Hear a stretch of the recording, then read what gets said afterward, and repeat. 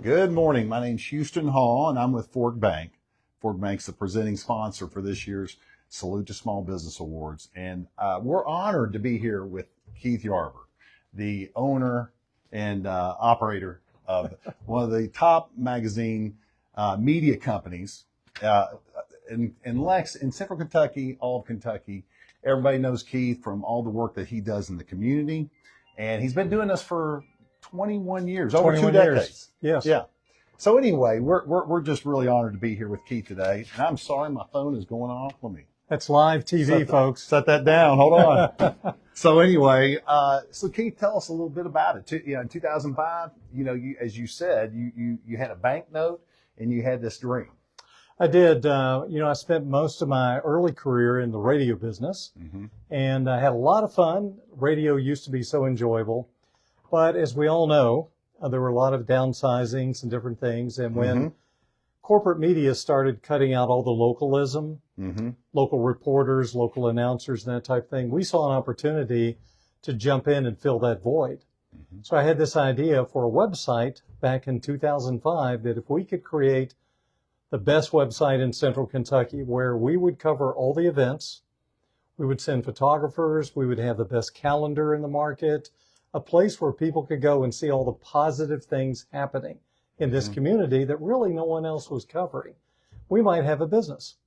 And then on top of that, one of our initial missions was when corporate media started cutting out public service announcements for all the nonprofits, we also saw an opportunity to be an extension for the nonprofits and help them as well with our website, covering their events, helping them with the fundraisers, promoting everything that they do. And so in late 2005, TOP's website was born. We had Rick Dees. I convinced my friend Rick Dees, who's famous for Disco Duck. Some people might remember that. He also did the weekly Top 40 countdown that you had to listen to every week to see who was number one. So one of the great voices in the business voiced our marketing materials, and that really gave us a lot of credibility out of the gate. And so we launched in late 2005. And the crazy thing was, Houston, back then, coming from radio, promotions background, we got to go big. So we gave away, can't believe we did this now, but we gave away $1,000 a week for 52 straight weeks to launch this website. So all you had to do was get on our website and register. And each week we gave away $1,000 to somebody who got on the website. Well, running a small business is no easy task. And we know that a lot of us have great ideas, but very few of us are willing to take the risk. I mean, what brought your confidence about you to do this? Because you had a great gig at, again, one of the largest radio stations. So what gave you that confidence? Overconfidence, too much confidence, probably. Yes, I left a very well-paying job. I was the market manager for Clear Channel at that time, 7 radio stations in Lexington, some in Frankfort, some in Somerset. But, I had an entrepreneurial spirit, and maybe I'm not cut out for corporate media. And I was in my 40s at the time. And I remember coming to a day where I decided either I'm going to do this or not do it. Make a decision. It was one of those fork in the road deals. And I was very excited about the whole TOPS idea.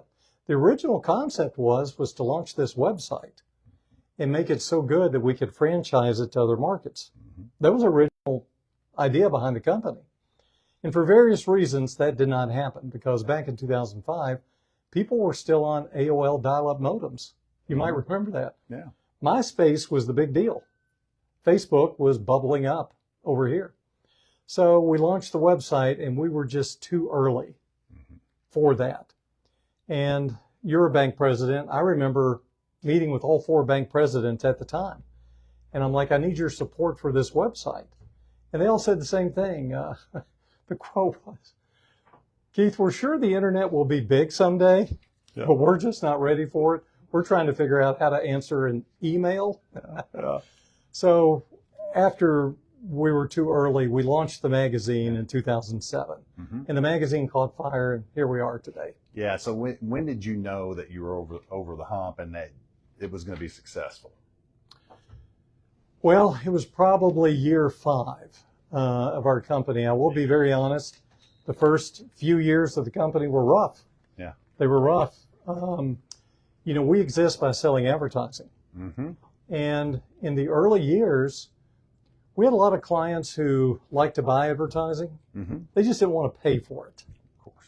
So our bad debt was just off the charts. Our cash flow was very difficult. I refinanced the mortgage on my house. Mm-hmm. I was living off savings. I didn't get a paycheck for the first 4 years of this company. And I remember running to the mailbox to see if there were checks from clients that I could put in the bank so I could meet payroll. Mm-hmm. And as a small business owner, we all go through that. And I will tell you one thing that owning this company has done for me. It's made me really appreciate every small business owner in this town, because everybody's got a story like that. Mm-hmm. And when I worked for corporate media, I didn't have to worry about my paycheck every 2 weeks. Mm-hmm. When you own your own business, all of a sudden you worry about everybody's paychecks, not just yours, but all of your employees, the ability, because their employees, they're counting on getting those paychecks. So it's a lot of pressure. Yeah, and you saw from the beginning where your revenue was to where it is today. I mean, that's part of the success. I mean, you've obviously it's not easy. As you've mentioned, it started off not a whole lot of certainty. There were no guarantees. No. But then where you are today. So what do you think made the difference for getting you onto a smooth, more confident path?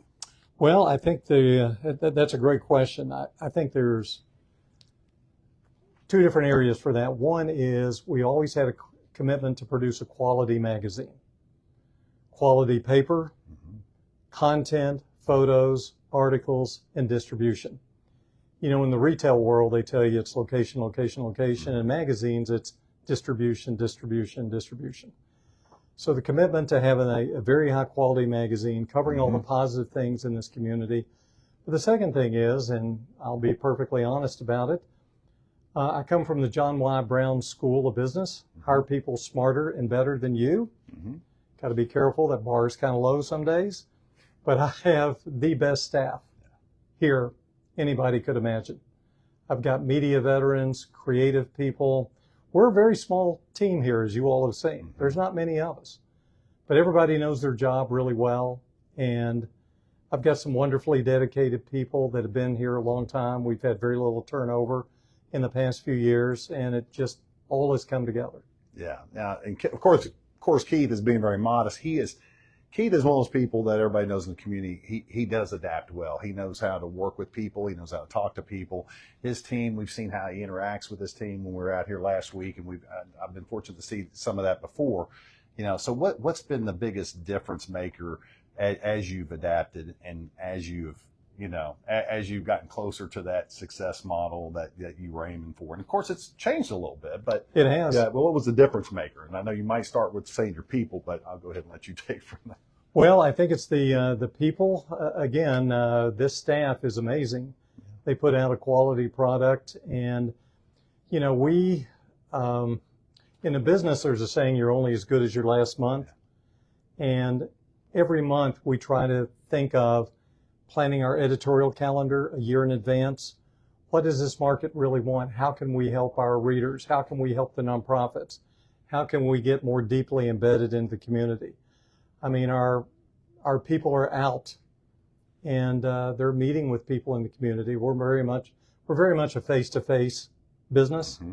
And I think over the past 21 years, people have gotten to know us, and they've gotten to trust us.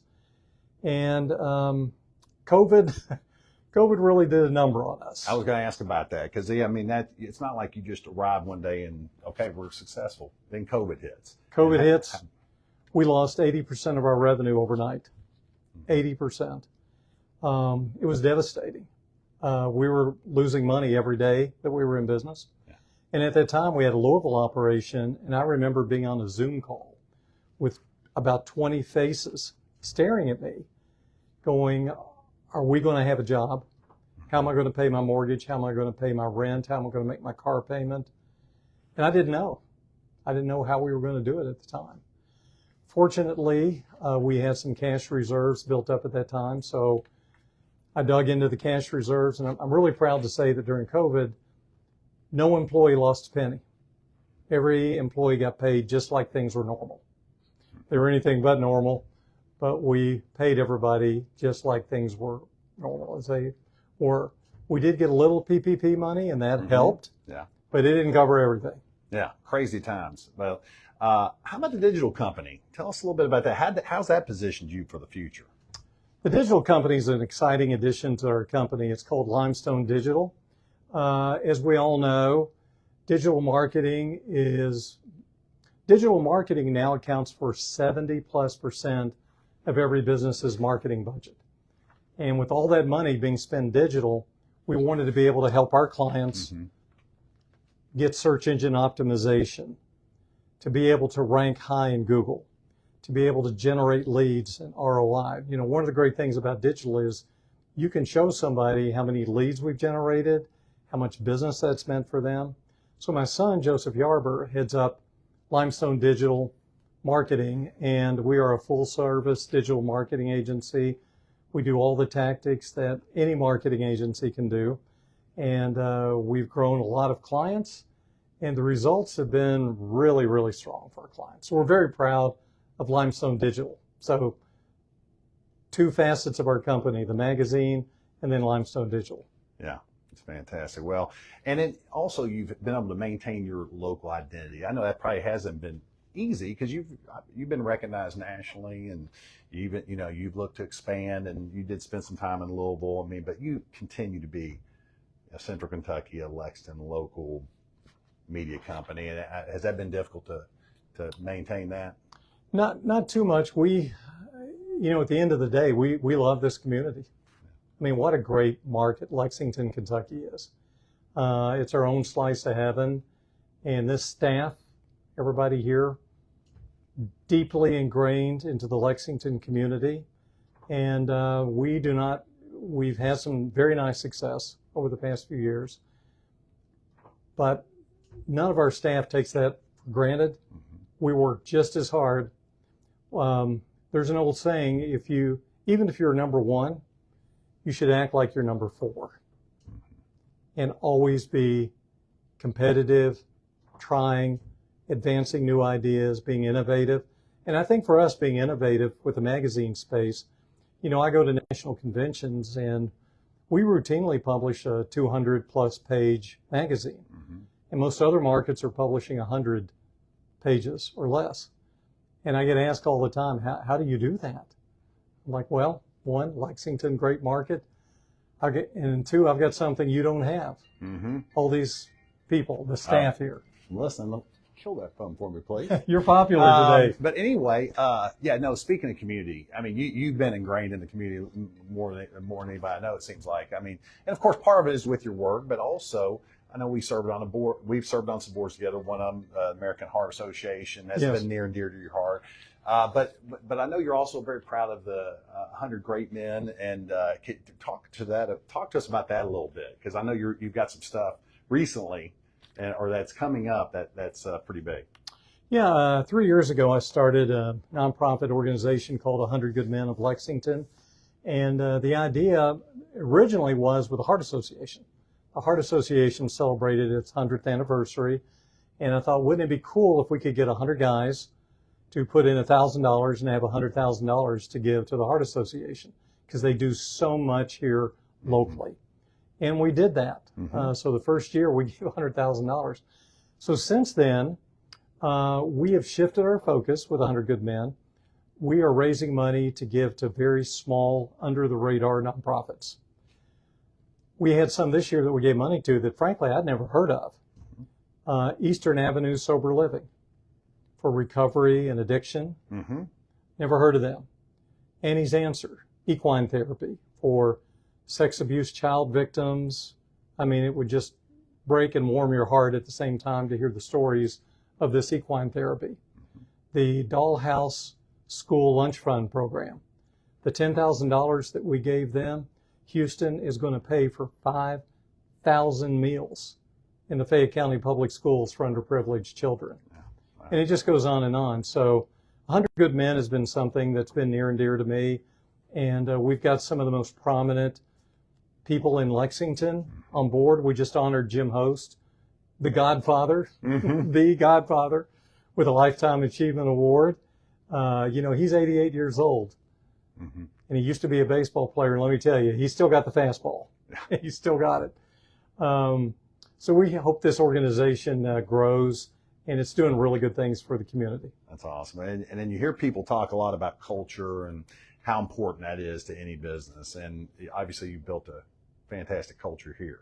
I can tell from watching you all work. I have some ideas of how you made that work, but tell us in your own words. Has that been difficult to get that culture? Has it just come naturally, or what? It's come pretty naturally. I was very fortunate out of college to go to work for a company called Village Companies, who were based in Chapel Hill, North Carolina. But I started my career at WKQQ in Lexington, and they had some of the best training programs for a small company. They couldn't afford to hire experienced salespeople and veterans, so they hired bright young guys and trained us really well. So the culture of that company I've tried to transpose into TOPS. But my overarching theme is I want to build a company that I would want to come to work for. And that's really been the theme here is we try to make it fun, but the culture comes from the great people that we have. You can try to set a culture, but if you don't have the staff that embraces and embodies and exudes that every day, you don't have a culture. Yeah. And we've got a really strong culture. Yeah, we've seen them in action, how they collaborate. It's a great model. If anybody wants to take this and try to turn it into something. I know, Keith, your folks have embraced this, how you all work together and how you collaborate. So that's awesome. And then what's next for Limestone Digital? Is there anything else coming along? I know there's always something, but is there anything coming down the pipeline? Yeah. So the big challenge for all digital marketing agencies right now, not only Limestone, but any digital marketing agency out there, is the impact of AI. People are starting to use ChatGPT and Gemini and Claude as their search engine instead of going to Google. And that's impacting results. So we got to figure out how to navigate through the AI impact of what it's doing to digital searches and that type of thing. And then also with Limestone, we're not limited to Lexington, Kentucky. We can help a business in Nashville or Dayton or Kansas City or any place in the United States. We can be just as effective in any community. So I think our plans in the future is we want to expand our footprint and pick up some more regional clients to grow the company. Yeah, that's great. Well, Keith, congratulations again on all this. I know we were going to try to take a tour, and I think we still should take a tour of the facility. Yes. So we can start walking this way. But real quick, tell us what this means to you, this award, this honor.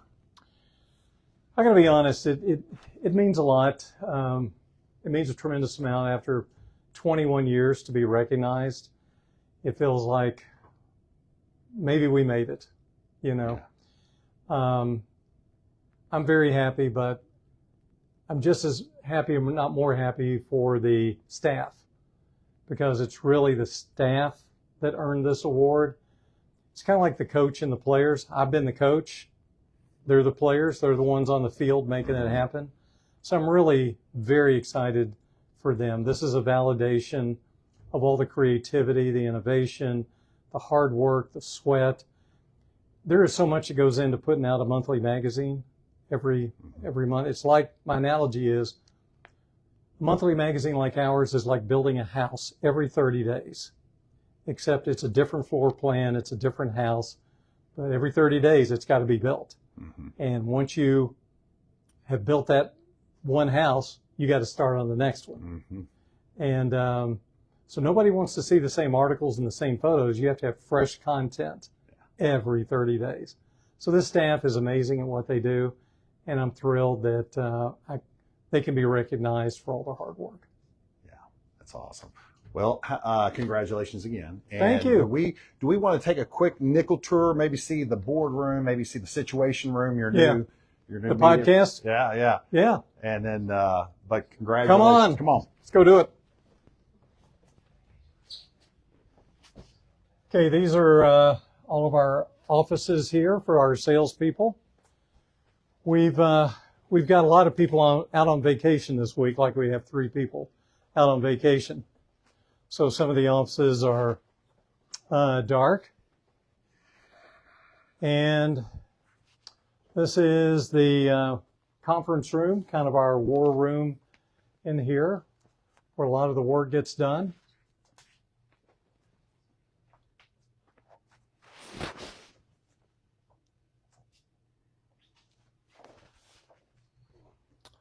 And then if you come down this way,